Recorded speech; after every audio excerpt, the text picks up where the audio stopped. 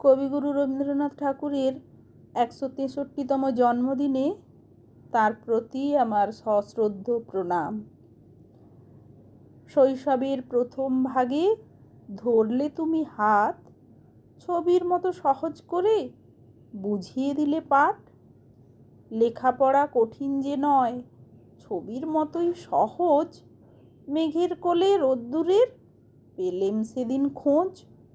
মনের মধ্যে প্রশ্নগুলো মেলল যখন ডানা, সেদিন থেকে আমার ঘরে কাবুলিওয়ালার হানা। কৈশোরের খোলা হাওয়ায় ডুবতেছিলেম রাজি, প্রেমের জোয়ারে ভাসলো মন টুকরো করে কাছি।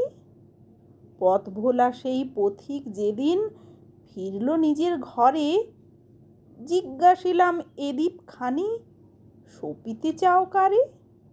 বলল পথিক মন দিয়ে যার নাগাল নাহি পায়, কবিতার গান দিয়ে তার চরণ ছুঁয়ে যায়। ঘুমিয়ে জাগরণে শয়নে স্বপনে তোমারও অরূপ বাণী, ভাবে অনুভবে তোমাকেই পাই, করেছো আমারে ঋণী।